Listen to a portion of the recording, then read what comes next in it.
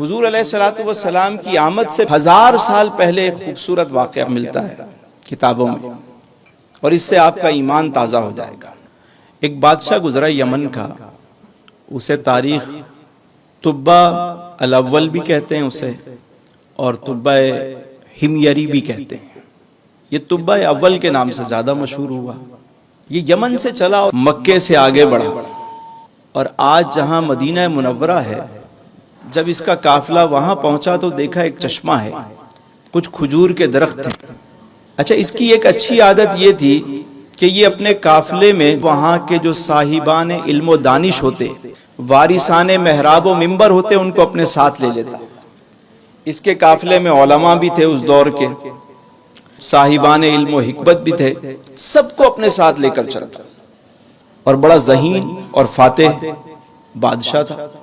جب یہ اس مقام پہ پہنچا کہ ایک جہاں کھجور کے درخت ہیں اور ایک پانی کا چشمہ ہے، پڑاؤ ڈالا گیا، تو اس کے ساتھ جو صاحبان علم و حکمت تھے وہ سارے رات کو نکلے۔ تاریخ میں بعض کہتے ہیں کہ ان کی تعداد 400 تھی، اور بعض کہتے ہیں کہ ان کی تعداد 4000 تھی۔ وہ جو صاحبان علم و حکمت تھے وہ ایسے ہی رات کو جب باہر نکلے چہل قدمی کے لیے، تو اچانک آگے گئے، کیا دیکھتے ہیں؟ زمین کا ایک خطہ ہے جہاں سے نور نکل رہا ہے۔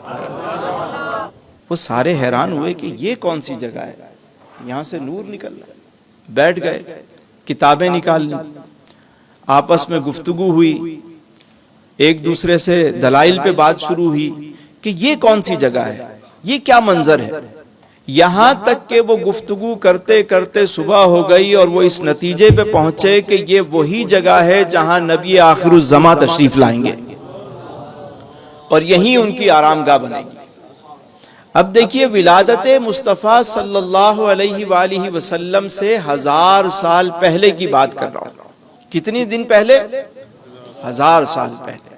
اب جب انہوں نے یہ منظر دیکھا تو آپس میں مشورہ کیا، کتابوں میں جب دیکھ لیا کہ یہ وہی جگہ ہے، تو کہنے لگے کہ اس در کو چھوڑ کے تو اب ہم کہیں نہیں جائیں گے۔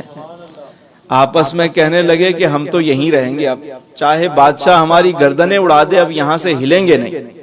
صبح ہوئی تو جو سب سے بڑے عالم تھے وہ بادشاہ کے پاس گئے، اور جا کے کہا کہ حضور، ہم چاہتے ہیں کہ آپ ہمیں یہاں رہنے کی اجازت دے دیں۔ بادشاہ نے کہا، کیوں بھائی؟ کھجوریں اچھی لگ گئیں؟ پانی میٹھا لگ گیا؟ ہوا کیا ہے؟ کہنے لگے، حضور کھجوریں تو اچھی ہیں ہی، لیکن معاملہ کچھ اور ہے۔ معاملہ کچھ اور ہے۔ کہ کیا معاملہ ہے؟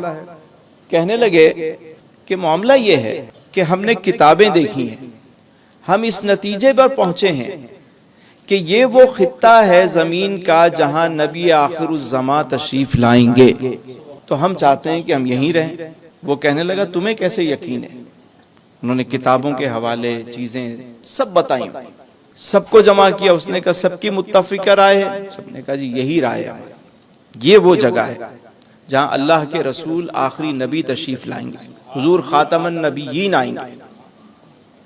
اس نے کہا، اگر ایسی بات ہے تو پھر تم اکیلے کیوں رہو گے؟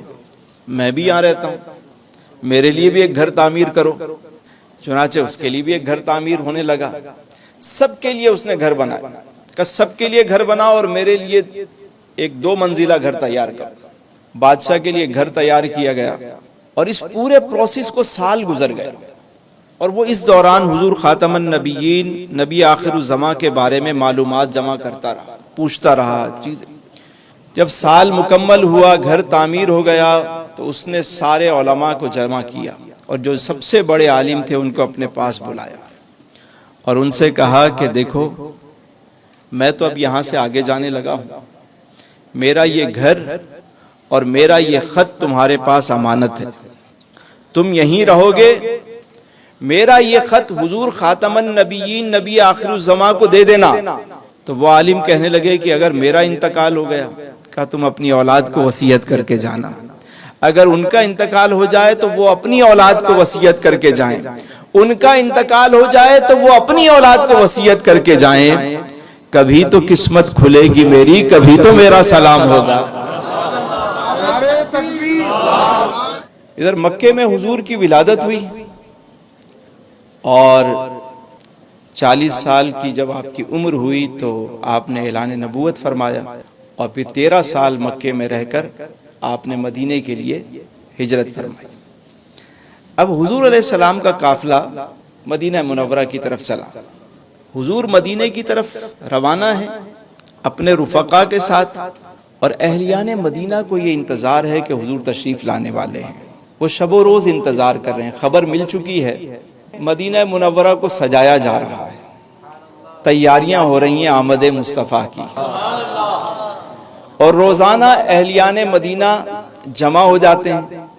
صبح کا وقت ہے، صبح صبح سارے مدینے کے لوگ کھڑے ہو گئے کہ ایک دوسرے سے پوچھنے لگے کہ تم دیکھنا جیسے ہی کہیں سے کوئی گرد و غبار نظر آئے، کہیں سے قافلے کے آثار نظر آئیں تو آواز لگا دینا۔ روز انتظار ہونے لگا۔ حضور علیہ السلام مکہ المکرمہ سے مدینہ منورہ کی جانب روانہ ہے۔ ایک دن ایک منادی ندا کرتا ہے کہ اے مدینے والو مبارک ہو، حضور خاتم النبیین تشریف لے آئے۔ مدینہ منورہ کے لوگ جوک در جوک گھروں سے نکلے، اور بنو نجار کی بچیوں نے ہاتھ میں دف لے لی اور وہ طالع البدر علینا کے ترانے گانے لگی۔ ایک صحابی رسول وہاں پہنچے اور انہوں نے جب اسلام قبول کیا تو ان کے ہمراہ 70 اصحاب تھے، 70 اصحاب ان کے ہمراہ۔ اب انہیں اور تو کچھ سمجھ نہ آیا کہ حضور کی آمد کا جو جلوس ہے اس کو کس انداز سے لے کر چلیں۔ انہوں نے اپنا عمامہ کھولا اور اپنے نیزے پر باندھ دیا اس کو، اور جھنڈا بنایا اور مرحبا یا مصطفیٰ کا نعرہ لگا دیا۔ جب حضور مدینے تشریف لائے تو ربیع الاول کی 12 تاریخ تھی اور پیر کا دن تھا۔ خواتین اپنے گھروں کی چھتوں پہ چڑھ گئے، بچے بچیاں سب پورے مدینے کے لوگ سب جمع ہو گئے، اور ادھر حضور علیہ السلام کی اونٹنی جو ہے قصوہ وہ جھومتے ہوئے آگے آگے جا رہی ہے، صحابہ کرام پیچھے پیچھے چل رہے ہیں، اور کچھ حبشی جو تھے وہ اصحاب جو ہے وہ آگے نیزہ بازی کے کرتب دکھا رہے ہیں خوش ہو کر۔ یہ عرب کا ایک رواج تھا کہ وہ کھڑے ہو کر آگے آگے جو ہے وہ کرتب دکھا رہے ہیں تلواروں سے اور اس سے جھومتے ہوئے۔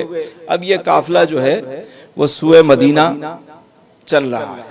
اب ہر صحابی رسول کی خواہش یہ ہے کہ حضور میرے گھر آرام کریں۔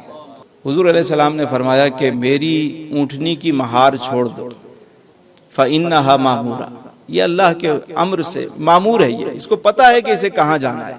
اب اصحاب رسول کی خواہش اپنی جگہ، جس گھر کے آگے سے گزرنے لگتی وہ گھر والا کہتا کہ کاش حضور میرے گھر آ جائیں۔ بعض اصحاب نے تو ہری گھاس لے کے اونٹنی کو دکھانا شروع کر دی کہ ادھر آ جائے، ادھر رک جائے، لیکن وہ اونٹنی بھی تو میرے حضور کی تھی، جھومتے جھومتے آگے بڑھ رہی ہے، چل رہی ہے۔ چلتے چلتے چلتے چلتے وہ ایک جگہ جا کے ٹھہر گئی اور پھر خود ہی بیٹھ گئی۔ ایک 2 منزلہ مکان ہے اور اس 2 منزلہ مکان کے سامنے جا کر وہ اونٹنی بیٹھ گئی۔ آپ کو پتہ ہے وہ مکان اور صاحب مکان کون تھے؟ وہ گھر حضرت ابو ایوب انصاری کا تھا، اور وہ گھر اسی بادشاہ طبع اول نے انہیں ہدیہ کیا تھا حضور کے لیے۔ وہ گھر حضرت ابو ایوب انصاری کیئر ٹیکر تھے، اس کا خیال رکھتے تھے، امانت تھی ان کے پاس۔ وہ 2 منزلہ مکان تو میرے حضور ہی کا تھا، آپ ہی کو تحفہ ملا تھا۔ وہ اونٹنی جا کر بیٹھی۔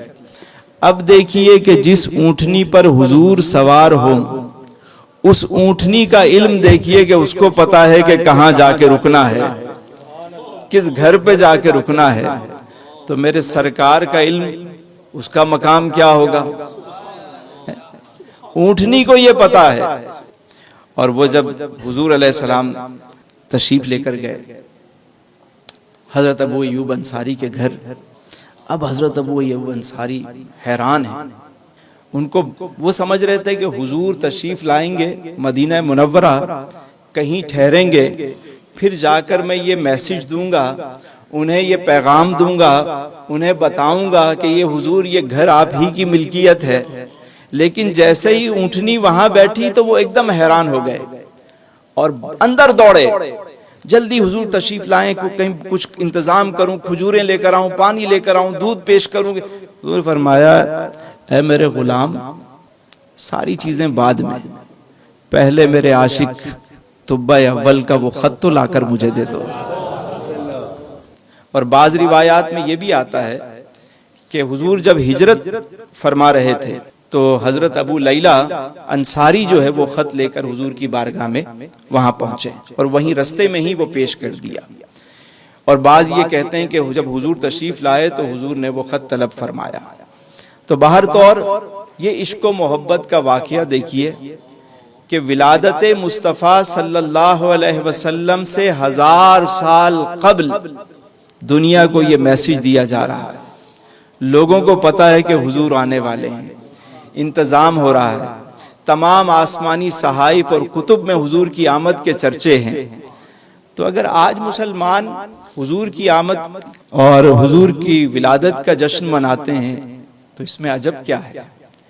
جب کائنات کی ہر شے نے خوشی منائی تو ایک مومن تو، اور اللہ کا فرمان ہے وَأَمَّا بِنِعْمَةِ رَبِّكَ فَحَدِّثْ، جب میں تمہیں کوئی نعمت دوں تو اس کا چرچا کرو. تو کائنات میں سب سے بڑی نعمت جو ہے وہ میرے حضور کی ذات ہے.